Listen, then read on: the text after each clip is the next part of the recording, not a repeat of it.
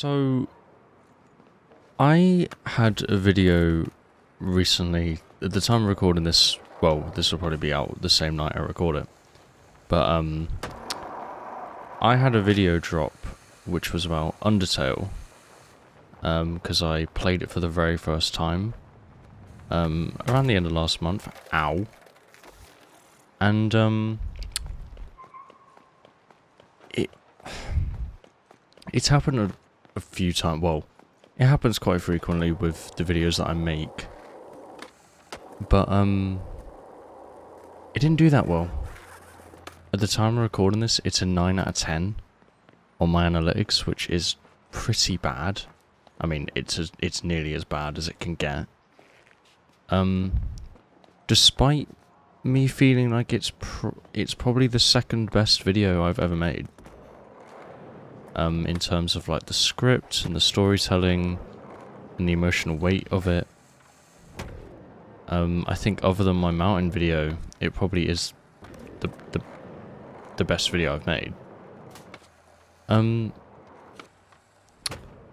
it's not done well at all. It's got like 200 views, which, don't get me wrong, 200 views, that's 200 people watching. That's crazy. That's really cool to think about. But I can't help but feel like a lot of my happiness with YouTube does depend on numbers, even though I know it shouldn't. Because, I love doing that trick, it's so sleek. Because, the video I did just before the Undertale video, the Breath of the Wild one, that did really well. I think it's on like 28k at the time of recording this. It's like my 4th most viewed video ever. Like, it did really well, and I'm super happy that it did well because I'm very proud of that video. Oh, go on. Nice. And I think it makes the feeling of a video not doing well worse when it's straight after a video that's done really well. It's not as big of a deal. Like, say if a video got 500 views and then the video I did straight after it got 200 views. It's not that substantial of a difference to where it's like that big of a deal. But when you... I need to mute my phone. But when you have a video go from 28k to 200, that affects you a lot, and it affects you in a few ways. It affects you in the sense of you question if the risks you made in your new video are worth sticking with, because for example, in the Undertale video I did like, I incorporated real life footage into it to add a more like personal feel to the video. And it makes you question, oh, it didn't do well, so are people, you know, is that a thing I should stop doing? Then there's also the case of, I do not do YouTube for the money, and I will always say that, because YouTube's just all I've ever wanted to do in general. But, you know, don't get me wrong, I can get paid when a video does well, and it's very nice. It's not like a crazy amount of money, I'm not like a millionaire. But I've made enough from YouTube to know that, like, it's my favourite way of earning income. And it's super rewarding, and it's great knowing that I can put that money back into my content and back into like creative endeavors. And you know, the video, like you know, I'll be open and say that my Breath of the Wild video, I got about £130 from it, and I'm gonna reinvest that all into the channel once I get it, whether that be on games that I want to cover, on videos, whether that be plugins for editing software. I'm thinking of getting a lapel mic, so I can incorporate more real life content with, like, you know, outdoor audio, I guess. Where was I going with this? That was bad. But, yeah, I have these worries, thinking like, oh, I'm just not doing well when I release something like this. And it's something to do with me. But from the handful of comments I have gotten on the video, as well as people personally who have watched it, oh, someone's just started playing a game which I was gonna get today as well. That's funny. Those comments are like they're like the, I don't know, describe it, the angel. What the hell? They're like the angel on my shoulder, if that makes sense. Because oh, the game's starting to lag a bit now. Because oh god, my brain's going fuzzy. I've not done this in a while, as you can tell. But yeah, when I see those comments, I think like, okay, this resonates for people. And I think there's nothing wrong with the idea that I've done. There's nothing wrong with any of the stuff I've done for this video. It just didn't make its way into the algorithm. You know, I've got to always remember that YouTube is like purely a luck-based thing. And that, you know, not every video is going to do well. Even if you're super famous on YouTube. What has this guy built here?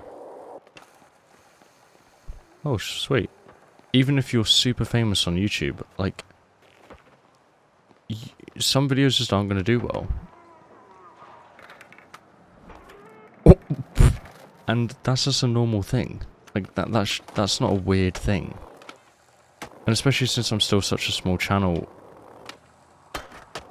I need to know that. And I actually really respect, there was a video by Brandon FM on his second channel, which sort of covered, like, you know, YouTube in the broad sense of things. And like, he was like, oh, he was answering people's questions of like, oh, how do I start editing? What are your editing tips? And he said, don't even start. He literally said, don't bother editing. And he made another video saying about how there's like almost two sides of YouTube. There's the easy side you can take, where you can follow trends, you can make content that you know is going to hit the algorithm, stuff like that, you know, like Mr. Beast style content. Or you do what makes you happy. And that is the route my channel is in. And he was saying that, and I agree with him on this, he said that people that prioritize stuff for their happiness, like making content that they're happy with that doesn't follow trends, they are way less likely to succeed, and they're way less likely to even make money. However, it comes with the benefit of being happy with everything you make. I've not actually been on this bridge. It comes with the benefit of you being actually happy with what you've made. And I think that is a super important thing. To be happy with what you are doing, regardless of the success of it. Because, as you've probably heard while I've been speaking about this Undertale video, I'm super happy with it. I think it's one of my best things I've ever made, like, ever.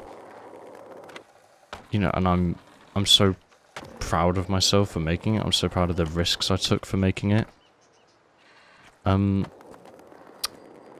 It just didn't do well. But that doesn't mean the video is bad. And can this girl shut up? And if anything, it just makes me want to push harder, although it is also, you know, unmotivating when you see, you know, how poorly it's done. But it makes me happy. YouTube makes me happy. Playing games like this makes me happy. Like, Skate came out, I'm recording this on Sunday night. Skate came out on Tuesday. I've already logged 25 hours into it. And I'm still not good at the game. but it is so fun. And I'm just happy. Like, yes, is it like probably a waste of time? Probably. But at the same time, is it a waste of time? Because it's making me happy. And I think to my future self, because I actually rewatched one of my videos on this channel the other day, and I realised like, it was the one on my 75 hard, and I was like, oh, I actually didn't end up continuing any of the stuff which I did at the beginning of the year. But I spoke about myself so passionately in that video. If you go back and watch it, you'll hear me be like, you know, I don't look like amazing or anything, but I feel way better about myself, like way happier, and that came from like being at the gym and, you know, obviously drinking a lot of water. And I want that back, and I think I'm starting uni again this week, and this is actually going to be the start of like the day where I try and get back into a routine, because I had a routine before, waking up at 6 AM every day whenever I was in uni, and that's finally coming back after 5 months. And I'm going to do it because it makes me happy. It makes me happy knowing that I'm getting up in the morning, like super early, earlier than most people, and you know, hopefully I can be productive with my day. Like I've got some work I need to do tomorrow, and I'm going to try and be up early enough to do it. And what the hell? And I think ultimately what I can take away, well, the takeaway for this video is just do what makes you happy. You know, that Undertale video is underperformed, and it probably, you know, the likelihood of it ever performing is now small. Even though I thought the idea was great, you know, make a video on Undertale on the 10-year anniversary, write about my experience as a new player all these years later. And I thought, oh, so many new people from the Breath of the Wild content, like, someone's definitely going to be coming over from that, and they didn't. But that's fine, because it's all part of the journey. And I've got some really good ideas for the future. I mean, I was very happy that while making the Undertale video, I actually scripted my entire next video while working on it. So my next video is ready to go pretty much. I've got like almost all the footage I need for it and everything, and I had it ready before the Undertale video even dropped. So hopefully that'll be out in the next like 2 weeks, 3 weeks I want to say. But yeah, that's enough of me rambling. I'm gonna probably play more Skate and do these challenges, because I have got a lot to do, and I've been playing the game a bit too much. And also, I think this is just to talk about Skate now, but the fact that I had to queue with 100,000 people to get in earlier is like insane. There's like 150,000 players right now, which I did not expect the game to be that big, considering all its controversy. But yeah, that is going to be all I have to say. Whoa, that was cool. Yeah, I should try and speak more on this channel really, because I like having this outlet. It's quick, it's easy, it's a way of journaling my thoughts. And I watch content like this myself in my own time anyway, like, you know, like Jay Schlatt and people like that. So yeah, I'm gonna stop rambling now. Take care everyone, have a good day. I'm outroing this like a proper video. Yeah, bye guys.